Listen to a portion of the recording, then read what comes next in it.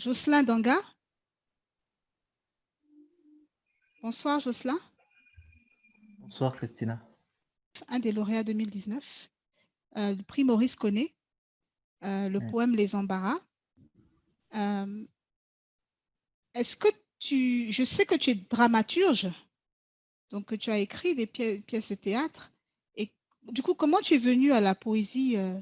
En fait, la vérité, c'est que je suis parti de la poésie parce que les tout premiers textes que moi j'ai commencé à écrire, c'était pas des textes de théâtre, c'était des textes de poésie, c'était des poèmes.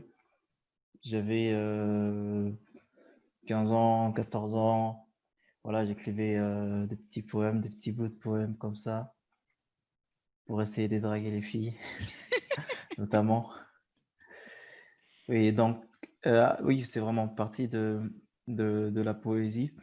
Et j'écrivais plus des petits poèmes comme ça, c'était vraiment pour moi une sorte d'exutoire. À chaque fois que j'avais une certaine quantité d'émotions qui pesaient sur le cœur, à chaque fois que je ressentais une certaine solitude, à chaque fois que j'avais voilà un ressenti, on revient sur le mot ressenti. Ouais. Oui, voilà. Donc un ressenti de soit de désespoir, soit de peur, soit d'abandon, en fait, tout type de sentiments, d'émotions euh, qui est un peu dur à contenir. Et voilà, j'ai commencé, j'ai toujours utilisé la poésie pour exprimer cela. Et c'est avec le temps, en fait, c'est vraiment avec le temps que je me suis dit que je pourrais partager ce que j'écris. Et voilà, et par le canal des concours, notamment comme la différence, et, j'arrive à atteindre un certain public. Et J'aimerais qu'on, excuse-moi, oui, Jocelyn, j'aimerais qu'on revienne sur le passage qui t'a fait passer, parce que finalement, ta perspective de la poésie était très intime. C'était vraiment pour toi exprimer le trop-plein. oui. Mais comment es-tu passé de cette étape-là à l'étape de te dire, je peux diffuser ce que je ressens à ces moments-là, je peux le diffuser pour que d'autres le lisent. Comment ça se passe, la métamorphose? Bah, je le cache pas, puisque moi, honnêtement, c'était la nécessité. Euh, à un moment de ma vie, j'avais des besoins. Et je me suis dit, ah tiens, bah, l'écriture peut être une voie de sortie au bout du compte, c'est-à-dire ne pas rester que sur, sur une démarche intimiste d'expression personnelle, mais peut-être dans une certaine mesure, grâce à elle, je pourrais peut-être arriver à subvenir à certains besoins vitaux. Vraiment, c'est une nécessité et c'est toute une histoire qu'il y a derrière. Et ça ne s'est pas fait comme ça du jour au lendemain. Non, il y a eu un certain nombre des choses, d'événements, de réalités, d'incidences, de circonstances qui ont concouru à cette petite histoire ou à la complexité de ces petites histoires mises ensemble. Oui, c'est vraiment ça.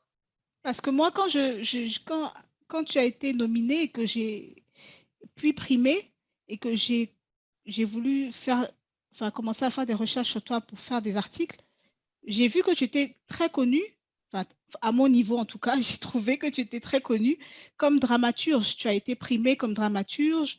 C'est d'ailleurs quelque chose que je trouve remarquable. Et du coup, quand tu me parles de ton rapport à la poésie, comment il est né en toi, et quand je vois le poème qui a été primé, qui s'appelle Les Embarras, et qui en fait brosse le portrait de différents cas de figure de personnes qui connaissent le rejet, c'est curieux de voir comment tu te fais le porte-parole de ces personnes, alors qu'à la base, tu commences avec quelque chose de profondément intime de toi, d'après ce que tu dis de tes débuts poétiques. Oui, en fait, la vérité, c'est que je reste toujours intime. même si je ne parle pas toujours de moi. On va peut-être dire qu'il y a toujours une part de moi dans dans tout ce qui existe dans la société, vu que je fais partie de la société, donc il y a cette partie de la société qui est en moi. Non, il y a toujours de l'intimité parce que ça, ce sont des mots, mais pour que j'en arrive à des mots, il doit y avoir un bagage émotionnel. Et ce bagage émotionnel, peut-être on pourrait parler de l'empathie, mais je ne sais pas, moi, l'empathie, je ne sais pas comment ça fonctionne en fait. Euh, Moi, les émotions, je vais chercher dans moi. Je vais pas mimer les émotions de l'autre. D'accord. C'est vrai que c'est assez différent. C'est plutôt difficile d'écrire quelque chose quand on ne sait pas se mettre à la place. En fait, quand on ne sait pas ce que ça fait justement de ressentir, c'est que une personne pourrait ressentir dans cette situation-là. Mais je pense que c'est vrai que le monde, il est complexe, il est différent, mais il y a deux points communs dans toutes les choses. C'est-à-dire, je peux n'avoir jamais été humilié en public. Peut-être j'ai été humilié en privé, mais c'est vrai que les ressentis peuvent différer en fonction des intensités. En fait, les intensités peuvent différer, les intensités des ressentis peuvent différer en fonction des circonstances, mais il y a toujours un point commun. Le point commun, c'est l'humiliation. Soit tu es humilié en privé, il n'y a que deux personnes qui le savent, soit tu es humilié devant 1 million de personnes. Il y a toujours cette part d'humiliation, c'est-à-dire c'est quelque chose que tu peux soit amplifier. Il y a certaines personnes qui parlent d'hypersensibilité dans la création, tout comme tu peux aussi minimiser, puisque je ne pense pas que l'hypersensibilité, ça ne va que dans un sens, ça peut aussi aller dans l'autre sens. C'est-à-dire, je puise toujours dans ce que j'ai comme, comme souvenir émotionnel et en essayant de me mettre à la place de l'autre, je vais prendre non pas le témoignage de ce que lui, il ressent, mais le témoignage de ce que moi, j'ai ressenti, peut-être dans une Très bien. situation différente, mais en sachant tout de même que, en fait, le ressenti, c'est toujours le même, quoi. Il n'y a que l'intellect qui diffère, Je mais le comprends. ressenti, en fait, l'émotion, je ne sais pas si l'émotion est cognitive, peut-être dans un processus d'interaction avec les fonctionnalités cognitives de l'homme, mais l'émotion, je pense que fondamentalement, l'émotion, euh, Est c'est universel. voilà, c'est un type d'énergie en fait. Mhm. C'est un type d'énergie comme une énergie brute, un peu comme le courant, qu'on peut transformer à sa guise, qu'on peut dupliquer en millions de kilowatts, par exemple. Voilà, l'énergie, l'émotion, c'est comme une flamme en fait. Ça reste là, ça n'a pas de visage. Et comme vous venez de dire, c'est un visage émotionnel. Donc moi, je vais juste dans l'émotion, je puise et puis je vais passer par l'intellect pour essayer d'exprimer cela avec des mots qui vont peut-être trahir, en fait, qui vont certainement trahir. Moi, je considère que les mots, ils trahissent. Les mots, ils trahissent parce que l'émotion, elle est toujours pure. Parfois, elle est intense.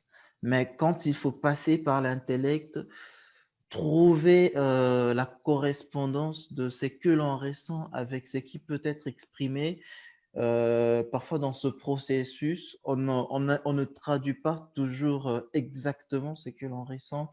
On traduit une équivalence qui correspond avec ce que l'on a devant soi de grammaire, d'orthographe, de vocabulaire et d'intelligence. Donc voilà, l'expression est traître. Mais le plus important, c'est que quand on arrive du moins à plus ou moins à transmettre à ce à quoi ressemble ce que l'on ressent en fait. Oui, Donc, donc je puise dans... Oui, pour toi, il y a une attitude quand même d'humilité vis-à-vis du fait que tu utilises ces mots qui pour toi sont limités quelque part, ils ne peuvent décrire absolument dans l'absolu la pureté de cette émotion, quelle qu'elle soit, hein, qu'elle soit positive ou négative. Donc, dans ta démarche, quand même, il y a une certaine humilité. vis-à-vis du... Je ne sais pas s'il faut parler d'humilité parce que l'humilité est une marche plutôt subjective. Je parle plutôt de reconnaissance en fait. Parce que si je dis humilité, c'est peut-être comme si je ne reconnaissais pas vraiment, mais que je me forçais de reconnaître dans une certaine mesure. Non, ça, c'est pas quelque chose que je m'efforce de reconnaître, c'est vraiment quelque chose que je constate. Euh, Peut-être l'humilité dans l'acceptabilité, dans l'admission. En fait, j'admets que c'est difficile pour moi de constituer le miroir de mes ressentis, de mes émotions au travers de la parole. Peut-être admettre cela, oui, peut-être dans ce sens, on peut parler d'humilité, mais dans le sens fondamental, non, je pense pas, c'est pas vraiment une question d'humilité parce que peu importe l'intelligence, les capacités, le talent d'une personne, je pense que le langage est quand même une faiblesse. C'est pour cela il y a dans le processus de création littéraire, dans le processus d'écriture, ceux qui adoptent une écriture surréaliste, c'est-à-dire à un moment on se rend compte que passer par la raison, passer par la logique, la logique conventionnelle entre guillemets d'expression verbale peut annihiler dans une certaine mesure l'intensité de la parole. Et du coup, on essaie de transcender la logique langagière, on essaie de trouver d'autres langages qui peut-être de manière rationnelle ne tiennent pas, mais juste, je pense que c'est vraiment un processus de rébellion. On se rébelle contre la limite qu'on a et on va chercher au-delà, c'est-à-dire bon, on se dit, bon, comme il y a cette limite, nous, on va faire sans limite, il n'y aura plus de règles. Voilà, mais c'est juste un recours, en fait, parce que l'émotion, à la base, l'émotion n'a pas de langage, c'est juste une énergie. Alors, si on va chercher deux mots qui n'ont peut-être rien à voir sur le plan rationnel, c'est peut-être, voilà, quelque part, la reconnaissance de la faiblesse du langage et une tentative, peut-être, je vais pas dire désespérée, mais une tentative quand même, une tentative de passer outre tout cela. Ok. Mais moi j'adore le surréalisme. C'est vrai que c'est aussi quelque Ça chose sent... que, oui, Non, c'est mais je quelque chose comprends. que, oui, Je comprends. Mais en même temps, tu es extrêmement précis dans... Et je pense que tu as l'image, ça reflète beaucoup de choses de ta poésie. Tu es extrêmement précis, que ce soit dans le choix de tes mots, dans le choix des sentiments que tu choisis de développer. Tu es extrêmement précis. J'aimerais lire un extrait de ton poème pour que les autres puissent se faire une idée. Un extrait. J'incarne le refus, l'enfant venu au monde par ce strident sanglot, à jamais marqué dans le profond de ses yeux, dont même les parents, dans leur secrète prière, regrettent la présence autant qu'ils taisent leur déception. Quand les rayons de soleil rougissent ma peau dépigmentée, vos regards soutenus me blessent encore davantage.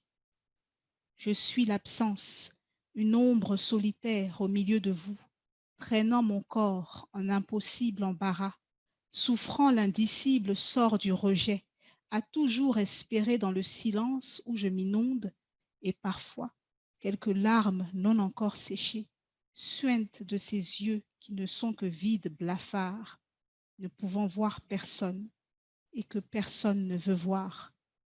Je suis la part de poussière qui racle ses jours comme une amertume.